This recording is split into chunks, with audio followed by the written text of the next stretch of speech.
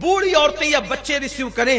جب کوئی معتمد بولے کہ میں بول رہا ہوں تب جوان بیٹیوں کو یا بہنوں کو یا بیویوں کو موبائل دیا جائے. آج تو پیدائش کا دن ہے تو موبائل گفٹ کیا جا رہا ہے. تم تلوار اتنا نقصان نہیں پہنچائے گی تیری بیٹی کو جتنا موبائل نقصان پہنچائے گا. 5,000 کا موبائل مت دو. اگر بیٹی کے لیے دل میں پیار ہے 50,000 کا سونے کا ہار دلا دو. 50,000 کا موبائل مت دو.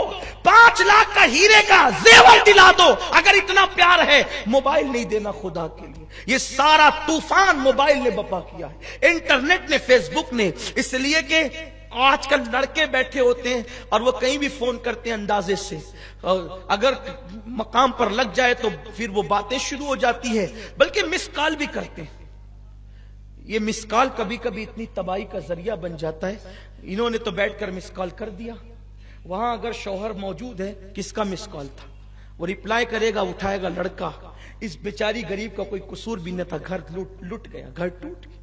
یہ صورت ہے, اٹھا کر دیکھے, کتابیں لکھی گئی ہیں ان پر, یہ مس کال کی نحوست پر. اور یہ جو لڑکے گٹروں کے پاس بیٹھ کر, رکشا میں بیٹھ کر, چھتوں میں بیٹھ کر یہ جو سب رکامے کام کرتے ہیں نا, یہ جوانی میں سب کرنا ان کو اچھا لگتا ہے. تمہارے مس کال سے اگر کسی کا گھر تباہ ہوگا اللہ تمہاری توبہ بھی قبول نہیں کرے گا, توبہ کی توفیق بھی تمہیں نہیں ملے گی. کسی کا گھر تباہ کرنے والوں, کسی کا آشیانے پہ اگر بجلی گراؤ گے تو تمہارے آشیانے بھی سلامت نہیں ہوں گے. تمہاری نادانی, تمہارا چھل پن, تمہارا باغ پن, تمہارا اترانا, تمہاری آوارگی سے کتنے گھروں کو آگ لگی ہے اور کتنے گھروں کو آگ لگے گی. اور سن لو, یہ جو گٹروں کے پاس بیٹھ کر, نالیوں کے پاس بیٹھ کر, گھروں کے پاس بیٹھ کر یہ جو تم موبائل پر غلط حرکتیں کرتے ہو, اللہ کے رسول علیہ السلام فرماتے ہیں, مولا کائنات نے فرمایا پاک دامن رہو تو تمہارے گھر کی عورتیں بھی پاک دامن رہے گی. اگر تم پاپی ہو کر کے زنا کرو گے, ادھر تم کسی کے ساتھ زنا کرو گے, اللہ نہ کرے کہیں تمہاری عورتوں کے ساتھ بھی زنا نہ کر لیا جائے. لڑکوں کی ٹولی بنی ہوتی ہے, ایک دوسرے کا سپورٹ کرتے ہیں گناہ کے ماحول میں. میرے رسول علیہ السلام نے فرمایا کما تدین تدان, تم جیسا کرو گے تمہارے ساتھ ویسا ہی کیا جائے گا. اس سلسلے میں ایک چھوٹا سا واقعہ اپنے الفاظ کے مفہوم کے ساتھ عرض کروں. ایک جوان, توجہ, دوسرے جوان کے پاس آیا, اگر یار تو میرا دوست ہے, کہا ہوں, کہ میری ایک چیز میں مدد کر. اس نے کہا کیا؟ کہا محلے کے امام صاحب کی بیوی سے میرا دل لگ گیا, تو نماز پڑھنے جانا نا, نمازی اتہا نہیں کہا, تو نماز پڑھنے میرے لیے جانا, اور دیر تک امام صاحب سے مسئلے مسائل پوچھتے رہنا, ان کو الجھاتے رہنا, اتنی دیر تک میں امام صاحب کے گھر چلا جایا کروں گا. وہ پاگل, اس کو کہنا چاہیے تھا کہ امام کی بیوی کے ساتھ ایسا نہ کر, یہی تو کہنا چاہیے. سچے دوست کی پہچان یہ ہے کہ جب تو غلطی کرے وہ تیری اصلاح کر, یہی ہے نا, کہ اس کی مدد کرے. وَلَا تَعَاوَنُوا عَلَى الْإِثْمِ وَالْعُدْوَانِ, برائی میں ایک دوسرے کی مدد مت کرو. کوئی برے راستے پہ جا رہا ہے, اگر تم دوست ہو تو کھینچ کے پکڑ لو, اس کو سمجھاؤ, نہیں مانتا ہے تو اس کا بائیکاٹ کر دو, اس سے دور ہو جاؤ, اس سے الگ ہو جاؤ تاکہ اس کو عبرت ہو. تو اس جوان نے کہا ٹھیک ہے یار, وہ دوستی کیا جس میں ایک دوسرے کی مدد نہ ہو, ہے نا, ایسے کچھ دلال بنتے ہیں نا. ہنسنے کی بات نہیں ہے, میرے جملے غلط ہیں, مجھے اگر میرے جملے الحمدللہ غلط نہیں ہے, اگر تلخ ہیں تو مجھے آپ معاف کریں.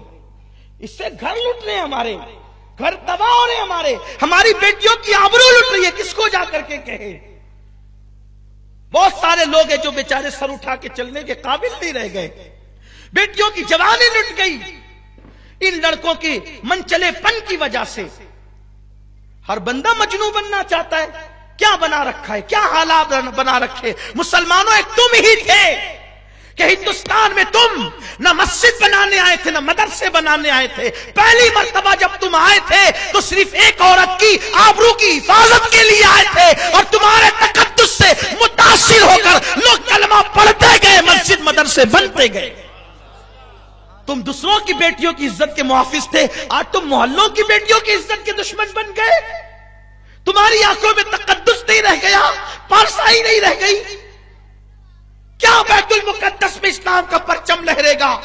دنیا کے اندر کیا مسلمان سرخروئی حاصل کرے گا؟ ملک شام اور یمن کیوں نہ جلے گا؟ کیوں؟ جس قوم کا جوان آوارہ اور عیاش ہو جائے اس قوم کو عزت کے ساتھ جینے کا حق نہیں ہے.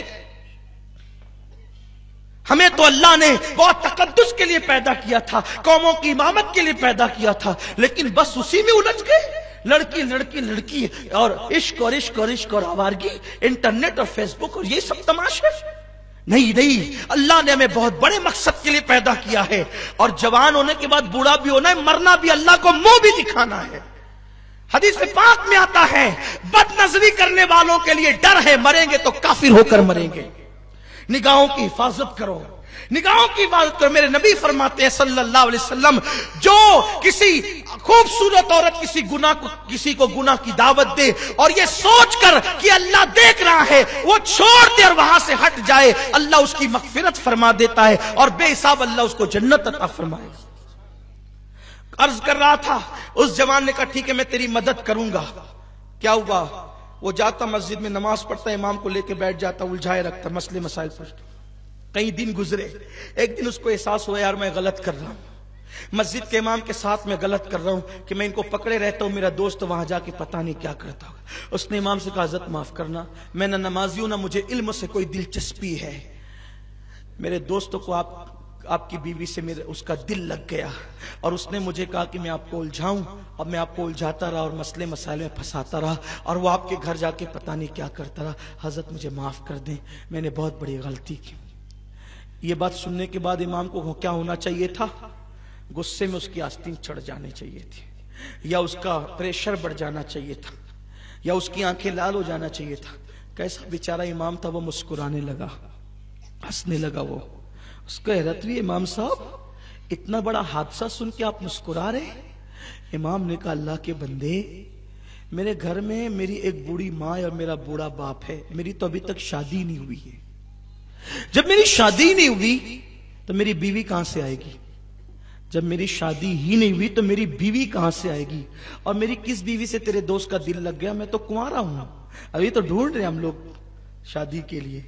تو فوراً اس کے دماغ کی بتی جلی، ارے اگر امام صاحب کی شادی نہیں ہو تو یہ جاتا کہاں تھا؟ تو جب تحقیق کی گئی تو پتا چلا امام کی تو شادی نہیں ہوئی تھی، یہ اس کو مسجد بھیج کر اس کے گھر جاتا تھا۔ ہنسنے کی بات نہیں ہے، یعنی کہ دوسرے کے گھر میں چاہے وہ پتھر مارنے والے کا خود کا گھر چکنا چور ہو گیا۔ اس لیے کبھی کسی کی برے کام میں مدد نہیں کرنا، مانتا ہے تو ٹھیک ہے سمجھاؤ، نہیں مانتا ہے تو اس سے الگ ہو جاؤ۔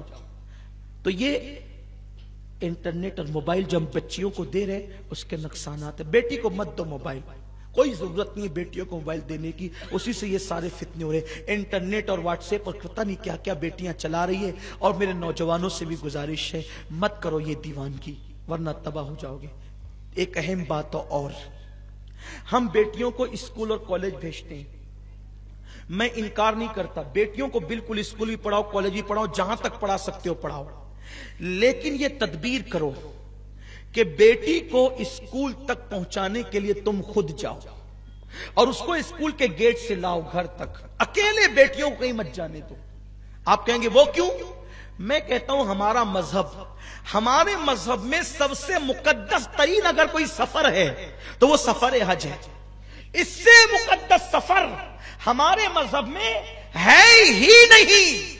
سب سے زیادہ مقدس سفر سفر حج ہے، جس کے لیے ہر مسلمان پوری زندگی دعا کرتا ہے دکھا دے یا الہی وہ مدینہ کیسی بستی ہے جہاں پر رات دن مولا تیری رحمت برستی ہے۔ ہمارے یہاں سب سے مقدس سفر حج ہے، ہر قدم پر نیکی ملتی ہے، ہر قدم پر ثواب ملتا ہے، مگر سنو مسلمانوں، اتنا مبارک اور مقدس سفر اسلام کہتا ہے سفر حج کے لیے عورت اکیلے نہیں جا سکتی۔ تو جب حج کے لیے عورت کو اکیلے جانے کی اجازت نہیں ہے تو اسکول اور کالج بالغ لڑکیوں کو اکیلے جانے کی اجازت کیسے ہو سکتی؟ اس لیے اسکول کی دہلیز تک پہنچاؤ اپنی بیٹیوں کو اسکول کی دہلیز سے لاؤ۔ لیکن آج تو حال یہ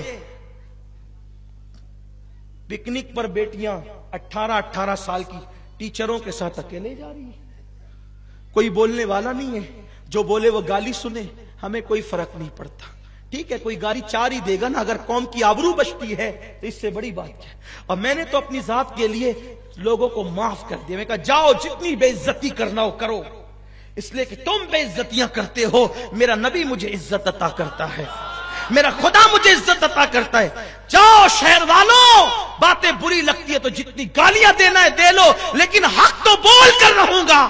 جب سفر حج کے لیے بیٹی اکیلے نہیں جا سکتی تو تم نے اپنی بیٹیوں کو نوجوان لڑکوں کے ٹیچروں کے ساتھ پکنک میں بھیج دیا، پارک کو گھومنے کے لیے بھیج دیا. ارے جن کی بیٹیوں کو اسلام مسجد اور مزارات پر جانے کی اجازت نہیں دیتا، ان کی بیٹیاں پکنک پر اکیلے کیسے جا سکتی ہے؟ دیندار گھروں کی بیٹیاں بھی